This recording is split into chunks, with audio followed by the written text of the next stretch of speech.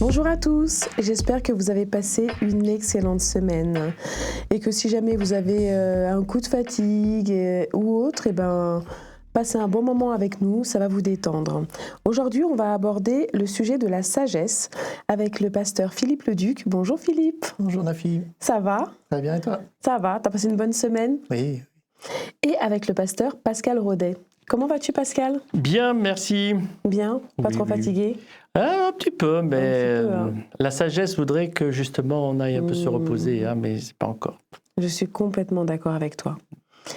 Alors, manquer de sagesse, c'est compliqué quand même, la sagesse. Et ça incombe quoi ? Je sais que quand j'ai commencé à entrer dans la foi, je manquais de sagesse, mais de beaucoup. Je vais vous donner un exemple et je sais que c'est pas bien, mais c'est quelque chose que j'ai fait dans le passé et que je n'ai pas refait. J'étais à l'église, tout simplement, mais je venais d'arriver et j'étais assise à côté d'une amie qui a un petit peu la langue un petit peu pendue et du coup, elle m'a tendu une perche et elle m'a dit « Ouh là là, tu as vu la jupe de la jeune fille, comment c'est court ?» Et j'ai manqué de sagesse. J'ai pas cherché à comprendre et j'ai alimenté ses dires. Et j'ai dit venir à l'église habillée comme ça, mais ça se fait pas du tout en fait. Et comment j'ai su que j'ai manqué de sagesse ? Parce que j'ai revu cette jeune fille dans l'église dans laquelle je suis aujourd'hui et j'ai parlé avec elle et elle m'a dit qu'il y avait quelques années, elle n'avait pas beaucoup d'argent et qu'elle récupérait les vêtements qu'on lui donnait. Et que si elle avait pu, elle n'aurait jamais porté de jupe courte. Le jugement. J'ai été dans le jugement et j'ai bien regretté. Un jugement hâtif. Et du coup, aujourd'hui, déjà, j'ai appris que dire du mal de quelqu'un assis sur les bancs de l'église, c'était pas bien, qu'on venait pas là à l'église pour ça, mais que il faut savoir avoir un peu de sagesse. Je vais te demander, si ça ne te dérange pas, Philippe, de me lire Éphésiens 5, versets 1 à 6. Vous êtes les enfants que Dieu aime, eh bien, imitez-le. Vivez dans l'amour comme le Christ. Il nous a aimés et il a donné sa vie pour nous, comme une offrande et un sacrifice agréable à Dieu. Vous appartenez à Dieu. Donc, chez vous, on ne doit même pas entendre parler de certaines choses. Par exemple, faites toutes sortes d'actions immorales et mauvaises. Cherchez à avoir tout pour soi. Pas de paroles grossières, ni stupides, ni sales, cela ne se fait pas. Mais quand vous parlez, faites-le plutôt pour remercier Dieu.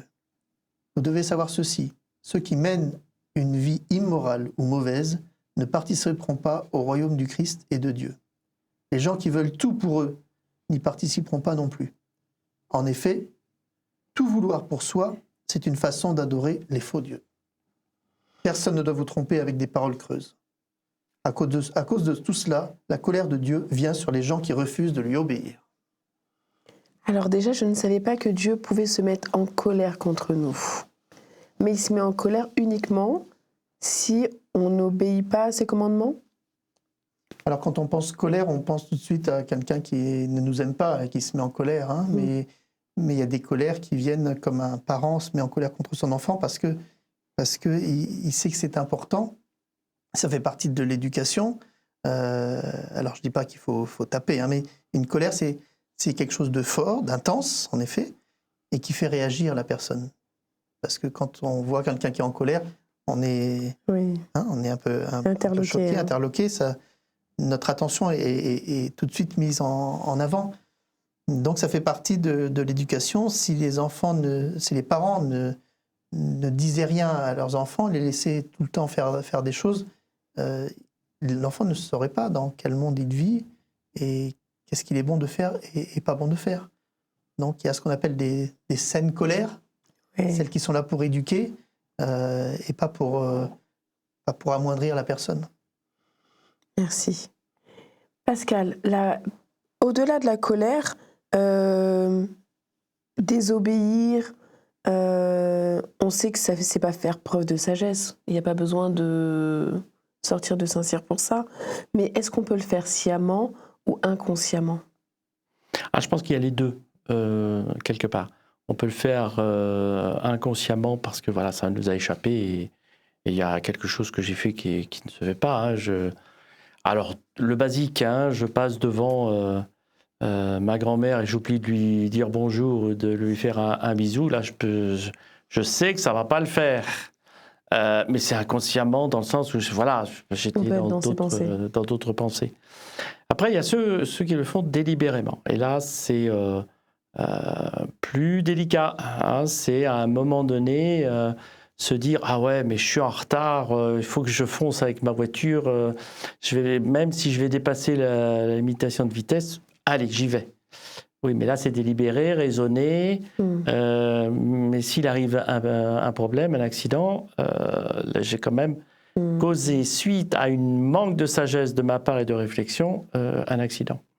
Donc ça, il y a les deux, forcément. Philippe, est-ce que la colère peut être un frein avec Dieu?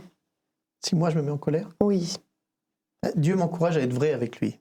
D'accord. C'est-à-dire qu'il accepte qu'on puisse l'interpeller.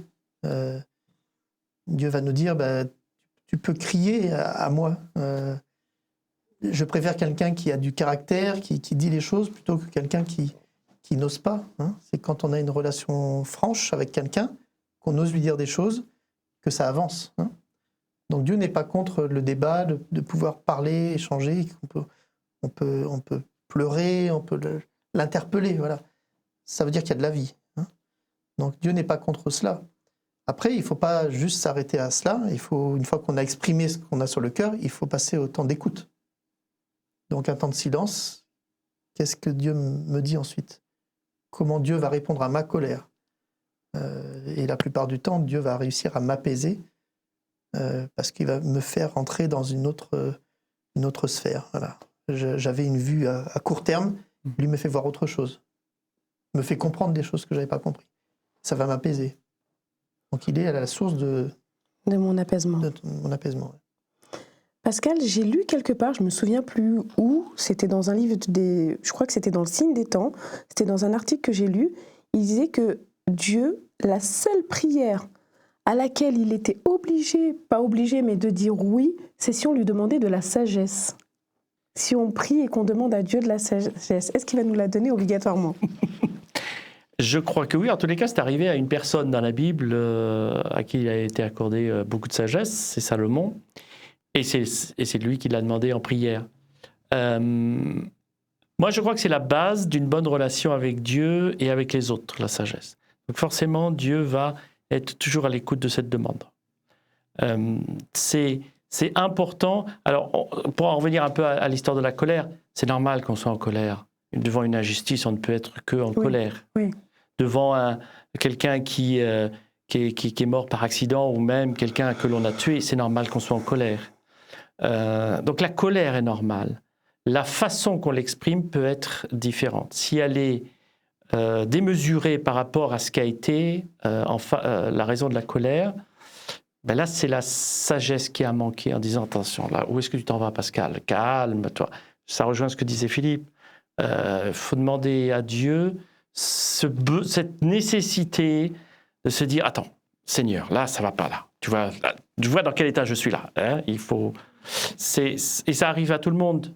Je suis un très mauvais malade. Hein, ma femme et mes enfants savent quelque chose. Immobilisé pendant 2 mois. C'est à ce moment-là que je suis relativement en manque de sagesse. Donc dans mes paroles avec ma femme, avec mes enfants, c'est terrible. Mais c'est ni plus ni moins qu'un manque de réflexion en disant mais calme-toi, c'est pas parce que tu peux pas bouger pendant 2 mois que les autres doivent s'en prendre plein la figure. Et ça demande en effet une bonne relation avec Dieu pour garder ce côté sagesse. Pour approfondir les dires, est-ce que tu peux me lire Éphésiens 5, versets 8 à 14, s'il te plaît? Oui, avant vous étiez dans la nuit, mais maintenant, en étant unis au Seigneur, vous êtes dans la lumière. Vivez comme des gens qui appartiennent à la lumière. Ce que la lumière produit, c'est toute action bonne, juste et vraie. Cherchez ce qu'il plaît au Seigneur. Les actions qui appartiennent à la nuit ne produisent rien de bon. N'y participez pas, au contraire, dénoncez-les. Oui, ce que ces gens-là font en cachette, on a honte d'en parler. Pourtant, quand on dénonce ce qu'ils font, leurs actions apparaissent en pleine lumière. En effet, tout ce qui apparaît clairement devient lumière. C'est pourquoi on dit « Réveille-toi, toi qui dors, lève-toi au milieu des morts, et le Christ t'éclairera de sa lumière. » Alors, dans le verset 14, qu'est-ce que ça veut dire éclairé par la lumière de Christ ? C'est ce qu'on disait à la fois tout à l'heure dans cette relation avec lui et dans l'émission précédente quand on parlait de jour et de nuit et de lumière. Dieu nous permet d'avoir assez de sagesse et donc de lumière pour voir les tenants et les aboutissants de nos actions. Parce qu'on ne peut pas dire le contraire. À chaque fois qu'on a une action, il y a une conséquence de nos actions. Qu'elle soit bonne ou mauvaise, il y a une conséquence. Et c'est toute cette question-là que Dieu est en train de me dire, reste bien éclairé dans ta vie avec moi, je te donne ce qu'il faut pour, mais surtout, reste éclairé pour savoir ce qui est juste, bon, agréable dans chacune de tes actions. Et c'est un peu ça ce que Dieu nous propose. Mais Philippe, si tout d'un coup, j'ai une faiblesse et que je ne suis pas éclairé, est-ce que ça veut dire que c'est perdu ? Non, Dieu nous encourage, avant de faire toute action, à s'arrêter et il dit « faites un plan d'abord ». Donc, commencez avant de vous lancer.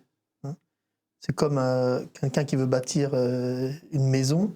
Il ne va pas se lancer tout de suite dans la construction, il va d'abord faire les plans et de longs mois d'études avant de commencer à poser le premier parpaing.